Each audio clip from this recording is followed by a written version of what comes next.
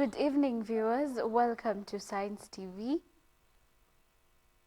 My name is Ruth Wairimo, and our sign language interpreter is Wanjangede. We are ready to update you on what has been happening around the country and also internationally. Let us focus on our news. Interior Cabinet Secretary Kipchumba Murkomen has revealed that at least 1,000 illegal firearms have so far been surrendered to the authorities in Kerio Valley region.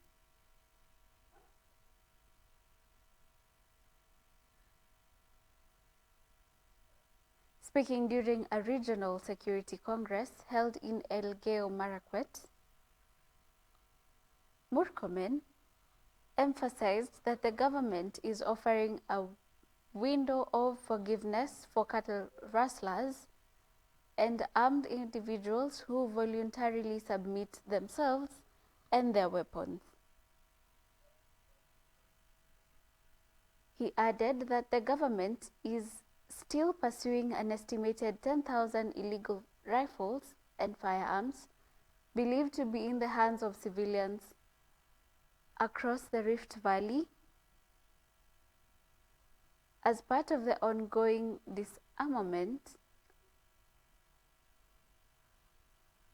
and peace-building efforts in the region. For the police to come and look for you, present yourself.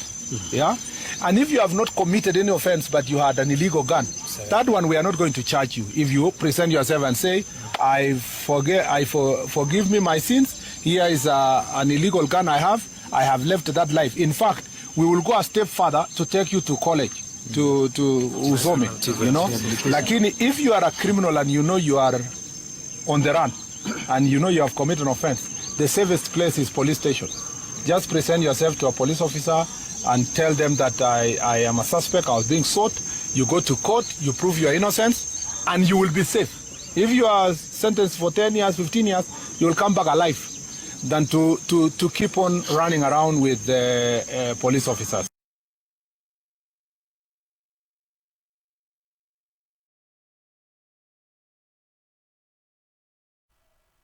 And on to our next news.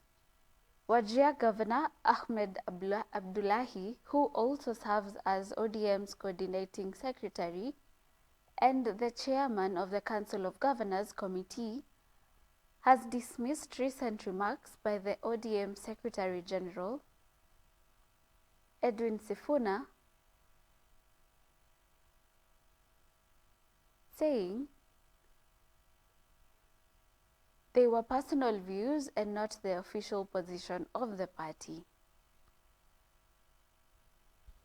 Speaking in Maalmin constituency during the launch of a water project, Governor Abdullahi emphasized that the ODM party leader Raila Odinga has already declared his support for President William Ruto until 2027.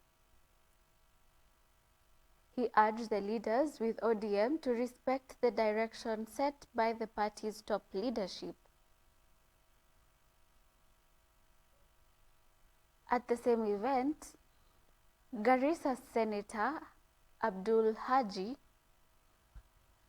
affirmed that the northeastern region has no intention of opposing President Ruto in the upcoming 2027 general election, signaling growing support for the head of state in the region. Iko rafiki yangu moja ambaye tunafanya kazi na yeye Senate. Anaitwa Senator Sifuna. Alikuwa Citizen akisema ya kwamba national priority agenda ya Wakenya ni kutoa Rais Ruto. Mimi nataka kumuuliza, aliuliza watu ya Garissa kama wanaunga mkono hiyo maneno? Aliuliza watu ya Wajir ama watu ya Mandera ama watu ya Moyale, Marsabit, Samburu, Turkana? Aliwauliza. Sasa inakuwaje national agenda kama sisi wengine hatuna hiyo habari? Senator, ile swali umeniuliza ya ODM, as to whether it's an ODM agenda and a national priority for ODM that Ruto must go,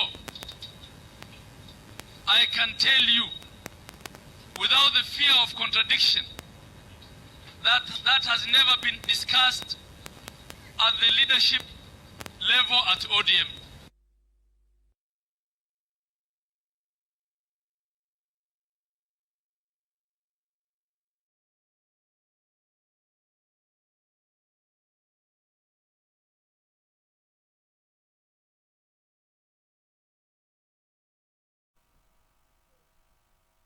And moving on, Energy Cabinet Secretary Opiyo Wandayi has declared that the Orange Democratic Movement has formally aligned itself with the government until the end of Kenya Kwanza administration's term. Speaking during a two-day tour in Bamachoge, Kisii County, where he launched electricity projects, Wandayi affirmed that ODM will actively support President William Samoei Ruto in delivering key development initiatives. He criticized sections of the opposition for persistently attacking the Kenya Kwanza regime, insisting that cooperation and not confrontation will help move the country forward.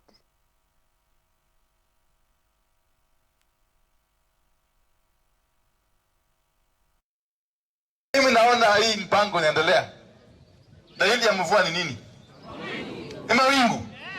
Hii siasa tumeiona miaka mingi. Vile naona watu wanatapatapa maneno huku nje bila mpangilio, itakuwa vigumu sana. Itakuwa vigumu sana kuwezana na huyu Ruto. Huyu hapa mbele. Kwa hivyo tusijaribu kutafuta ile kitu ambayo haionekani. Na tayari mko ndani ya serikali, si ndio?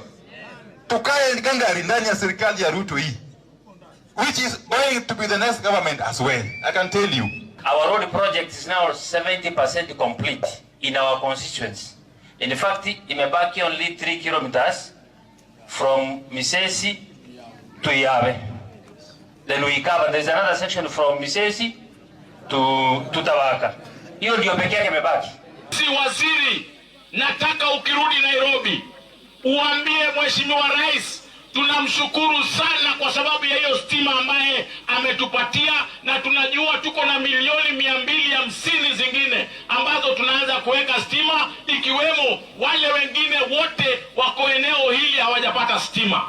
Sisi tumebahatika sana kwa sababu Mheshimiwa Rais mwaka uliopita Agosti tarehe 24 alikuja hapa na akazindua barabara ya kilomita 64.7, pesa bilioni 4.4 ambaye inaendelea.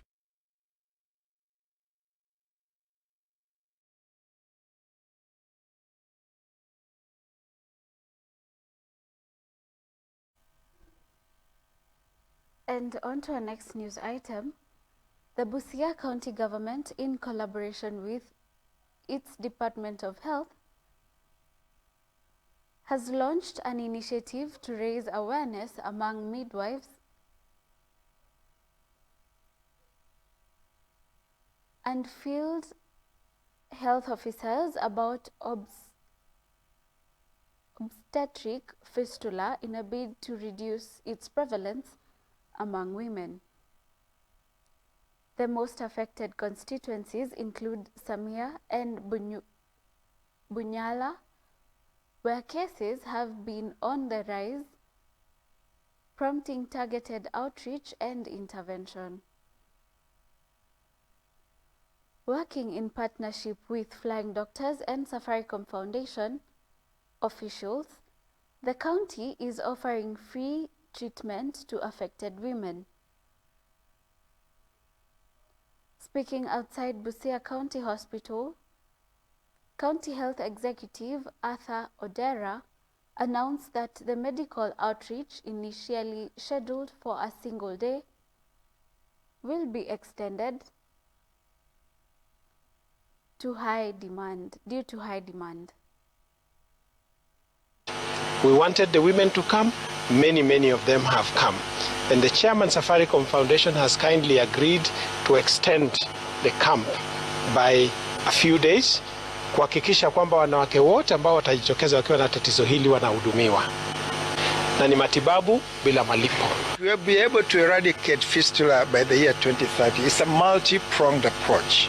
So prevention is as critical as the cure itself, perhaps even more critical than the cure itself. So in this regard, M-Pesa Foundation together with Safaricom Foundation have a program known as Uzazi Salama.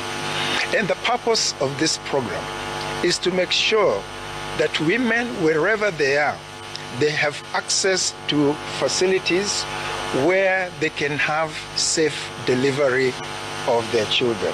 Our target between now and next year is 700 surgeries nationally. And within this, we are going county by county. I want to first applaud the county of Busia. Our target was 60. And as you've heard, we are going to extend this camp. And from what we can see, we are going to shoot this target almost to 100. The main thing is that not everybody has heard, or even when they hear, it's a struggle for women to actually come forward. We try to bring the services closer to the people.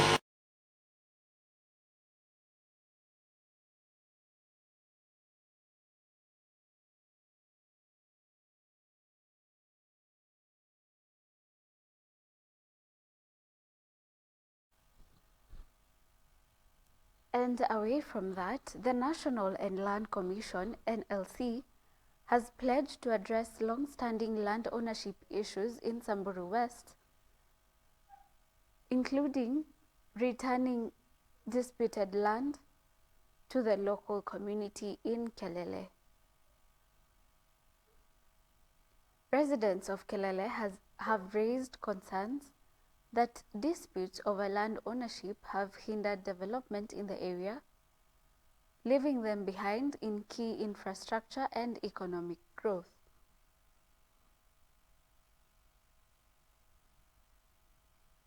The community members say they have waited for years for a lasting solution, and they are now calling for the Commission to act swiftly and fairly.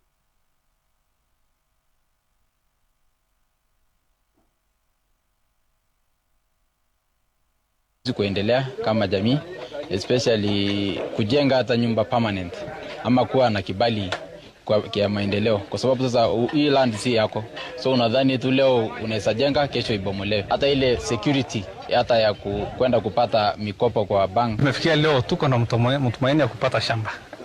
Tunaona tunapata title deed ya Kelele settlement scheme. Niko na mtumaini sana according vile commission amefika na leaders wetu current MP na Samburu County through this government. Ile shida tulikuwa naye, watu wanataka kujenga na hii shamba ni ya serikali, tunaambiwa ni ya serikali. Hauwezi, na saa hii pia hakuna mahali ya kuhamisha ng'ombe. So watu wanataka mtu ukipata shamba yako ya kayako alafu unaanza kufanya hata paddocking ndio upate mahali ya kulisha, mahali kidogo ya kulima.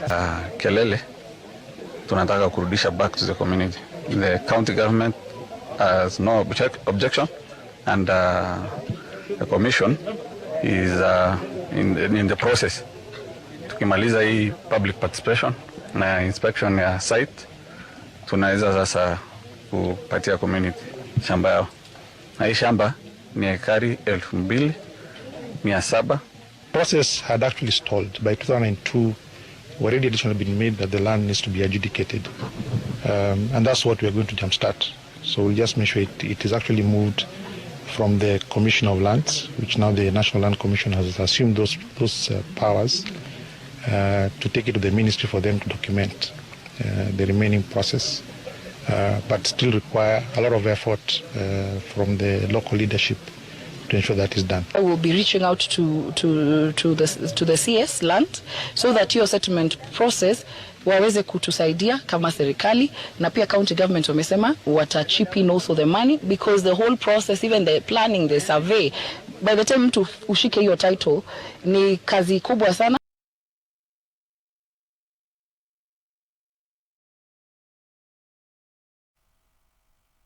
And on to our next news.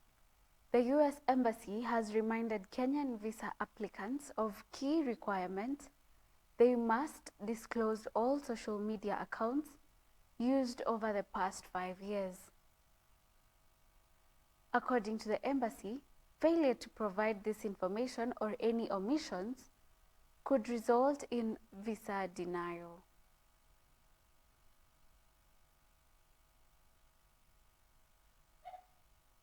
This directive is part of enhanced vetting procedures aimed at strengthening security checks for all non-immigrant visa applicants.